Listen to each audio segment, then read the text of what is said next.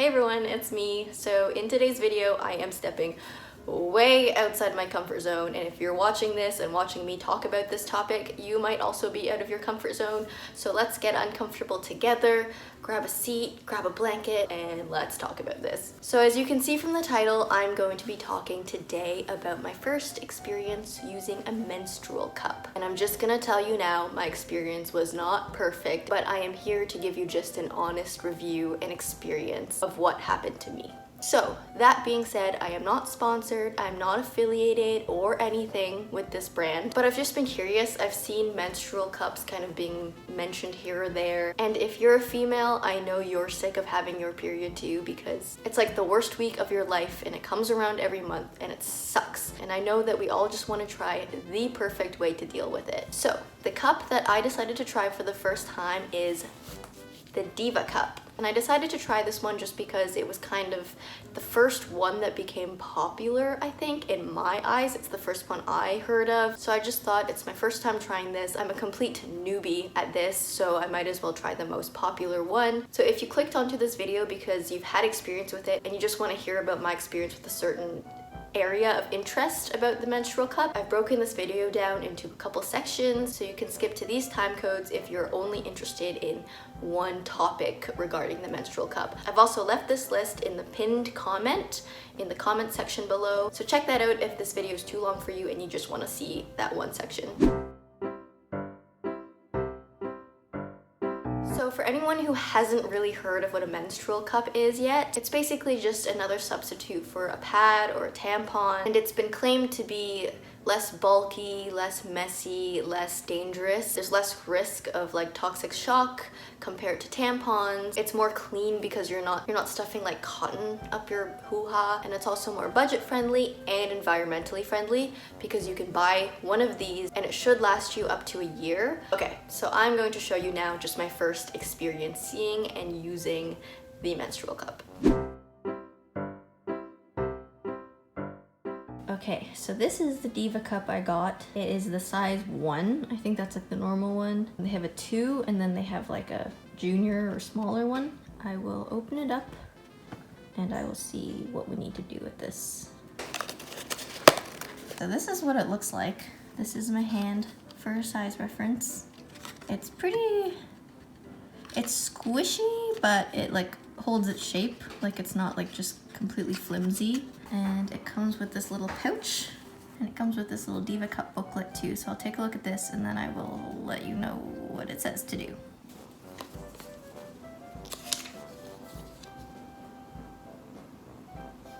So I've read through this little booklet now, and the first thing it says to do before you use it is you need to sterilize it. So it said to boil your Diva Cup for 5 to 10 minutes. So that is what I will do first.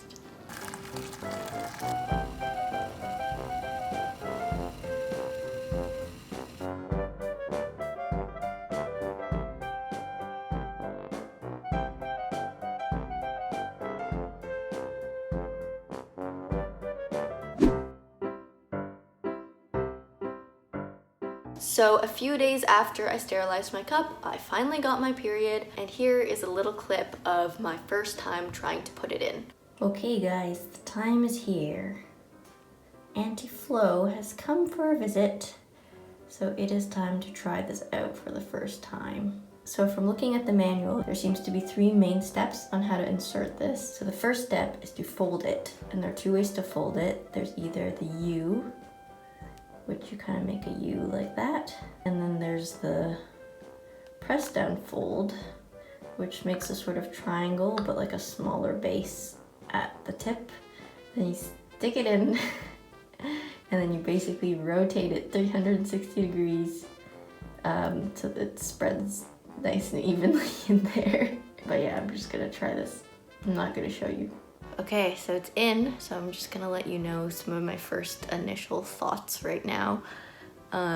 It was pretty easy to put in. If you're used to using tampons, it's not too much different. You just have to go in there a little bit more than you're used to.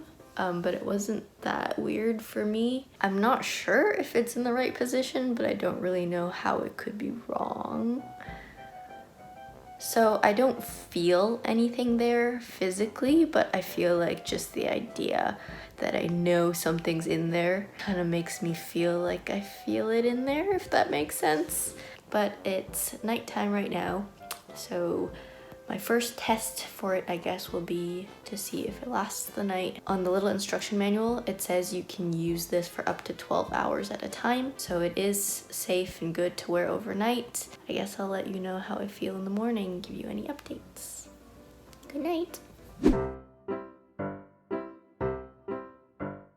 Okay, so I'm sure you're all dying to know, did it work? Again, I'm here to give you an honest review. Life is not perfect, and I will just be upfront and straight with you. That very first night, I leaked. When I woke up, I got up, I kind of felt like air bubbles down there. I don't know how to describe it, but it just felt like air bubbles, like boop, boop, boop, like in there. They aren't painful at all.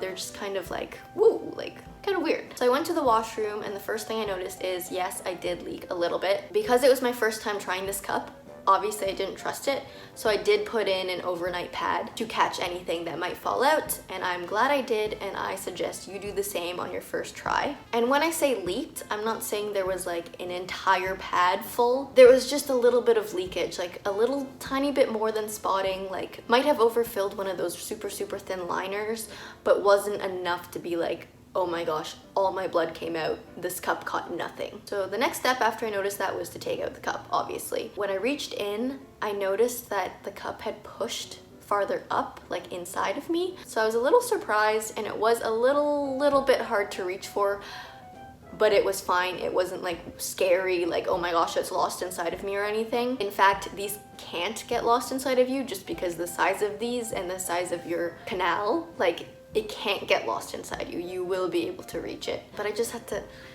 stick up a little farther in there. And then I grabbed it, I pinched like this base of it, and then I just pulled it out.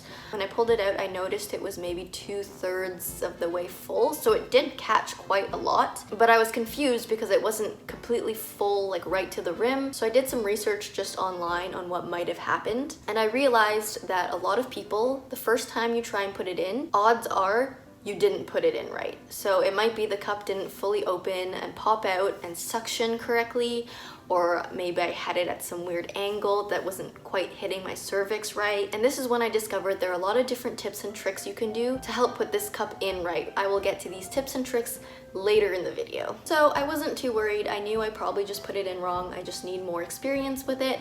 So I just took it out, dumped what was in there, gave it a good wash, and put it right back in. And then since it was daytime, I just put one of those thinner liners in rather than an overnight pad, just because I knew if it started to leak, I would probably feel it and be able to catch it before it became a complete disaster. So throughout the week, I just kind of had to play around with different methods and tricks of putting it in until I found that like prime spot suction just for my body. And on the 4th day, I finally got the cup in a spot where when I took it out after 9 hours of it being in, there was 0 leakage, and the cup was like half full, and it was amazing. And I can't believe that it did not leak in 9 hours and I could keep it in for that long. So yeah, in general, I think this whole cup thing does work. Overall, I think the experience was pretty good. I think I just need to keep practicing to get it into that perfect placement in my body, and once I get that, I think we'll just be smooth sailing from then on.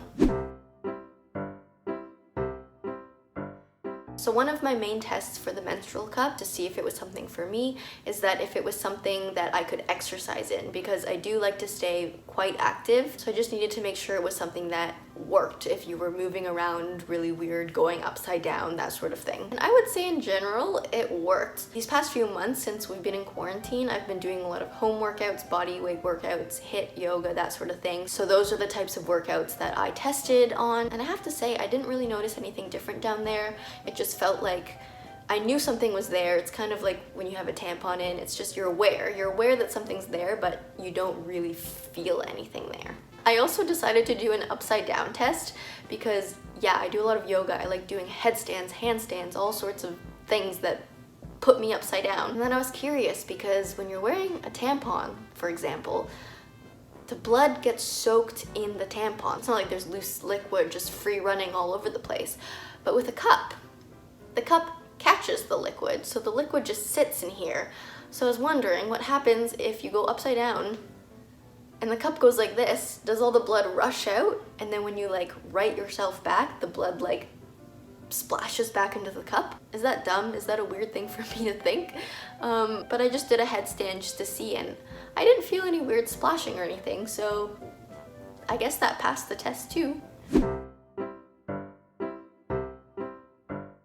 And I know we have to talk about pooping, because again, if you're a girl, you know that when you're on your period, your poops get real intense. And what I hated about the tampon was that I couldn't poop with the tampon in. So if I just put a new tampon in and I'm like, I have to poop, you have to like take it out and waste it, because either it like blocks your pooping muscles, or when you poop, you just like poop the tampon half out and then it's uncomfortable and you can't shove it back in because that's gross and weird. So I tried to see if I could poop with this in instead, and I'm happy to say you can poop with this in, and you will not poop the cup out like you poop a tampon out. One thing I will say though is that when you're pooping, I think just when you contract all those muscles, you also contract your pelvic floor, which like really pushes some blood through, and it sort of breaks the seal, and you do get blood dripping out while you're pooping. This video is getting so gross, I'm so sorry. What I would do is just after you poop, just kind of give your cup a little adjustment in there. You don't have to fully take it out and put it back in, just kind of like make sure she's good in there. So we've now come to the point in the video where I'm going to give you some tips on how to put it in, take it out, and how I wash it. So this is the method that I found works best for me so far. Before you do anything, before you touch the cup, find your cervix. I didn't do this until like the end of my 3rd day, and that's why I perfected it on my 4th day, I swear. And let me tell you, I have never stuck my finger up there. I've stuck tampons up there. I have never ever put my finger up there, ever. So this was a completely new experience for me, and if you're scared, don't be scared. It's actually not that scary. So to find your cervix, wash your hands and under your fingernails very, very well. You want to make sure everything that goes up there is clean. Take one finger and then go like this and just stick it straight up. You'll feel the canal, it's pretty tight, you're not gonna get lost or anything, and just keep going and keep going until you find a sort of like bump. So everything is kind of like tunnel shaped and the walls are kind of bumpy, I would say. And then at the end, you should feel like a bump that pokes out, maybe roughly like this big. It's not that big, it's pretty cute, and it's smooth. And in the middle of it, you might feel like a hole, and that's your cervix, and that's where the blood comes out. And this is very important to find, because once you find your cervix, you know exactly how you need to angle your cup. If you don't know where your cervix is, when you push your cup up, it doesn't matter how good you've suctioned it, you might suction it off on an angle and your cervix might be beside it. And so if your cervix is beside it, it's not gonna catch the blood and it's not gonna work. So find your cervix. That's my first good tip for you. So in terms of folding the cup to put in, I know in the manual I showed you, they showed 2 folds. There's the U fold, and then there's the push down fold. You fold it together and then you push one side down like this, and it brings these 2 sides together, and it basically just makes like a triangle, kind of like this. And then you can see the opening is like much smaller, and I recommend this method. It just worked better for me. I didn't even try the U. I was like, how is that, how is this gonna go in? How am I gonna do that? No way. So push down fold. So once you have your push down fold, use one hand, open up the doors, and then just slide it in. In terms of angles, I would say go more horizontal rather than vertical, because again, if you felt where your cervix is, you know it's actually more back than you think. And once it's in past like this bump part, so past this part where it starts going smaller again, what I do is I just take this and I just start squeezing it and pushing it like this. And if you push this, it'll pop open, and you will feel it and you'll hear it pop open. So just keep doing that. It will pop. If you don't feel anything, chances are it's still just sitting inside you like this, and it's not going to do anyone any good. So once you hear it pop open, again, it might still not be fully open. It could be almost open with like a little dent at the top like this. So at that point, what I do, I push it up farther in, and then I pull it out while twisting. So in like this, and then pull it out and rotate it. In, pull it out and rotate it. Honestly, I might do this anywhere between 10 to 20 times. Again, I think this will become faster the more I get used to it, the more I practice with it. Right now, I'm just like, I don't know what's going on. So I'm like, okay, push, twist, push, twist. And eventually the cup it won't be squishy, it won't look like this. You'll feel it. It'll be nice and taut all the way around, and if you stick your finger and run your finger all the way around it, you'll feel that it's nicely in there and suctioned correctly. And the last step I do, just to give it that final confirmation that I know you've been sealed now, is I do Kegels or Kegels, or I don't know how to say it, but it's basically when you just squeeze down there. You're just like, so you're kind of like squishing it like this. And I just do Kegels. I just do 10 of them. I just do 1, 2, 3, 4, 5, 6, 7, 8, 9, 10. And then I'm good. And then I know it's sealed. This is what got me that perfect seal on that 4th day. So yeah, take your time, be patient, relax. You have to relax your muscles down there because it's not gonna work if you're all tense. And just give it time and you'll get there. I know you will. I know I will, because I'm not perfectly there yet still. So to take it out, it's actually pretty easy. I thought it was gonna be a lot scarier and harder. So it's just sitting up in there. Wash your hands again, get in there, find the base. Don't pull it from the stem because it's just gonna cause a mess. Find the base and then just kind of squeeze it. You're gonna break the seal and it's gonna be super easy to slide out. So you just squeeze it a little bit. I kind of bear down on it, like I've never given birth, but I imagine those would be the muscles you use to give birth. It's like kind of pooping out, but not out of your poop hole. So you squeeze and then you just bear down to help it, and you'll actually feel it when you're bearing down. You'll feel it sliding out and helping you, and then you just pull it out, you dump it, and then you clean it. So to clean the cup, I decided to buy the Diva wash that's made by the same brand as Diva Cup, obviously. On the instruction manual, they tell you that you can use any like oil-free, scentless soap or something. I just first rinse my cup with cold water because I heard that prevents your cup from staining. And then I just squeeze a little bit of the Diva wash onto my finger, and then I just rub that all over the cup. I just rinse it off with warm water just because I think it's nicer to put something warm inside your body rather than something cold. Something to keep an eye out on while you're cleaning your cup is that there are 4 little holes. I think you can see a little bit.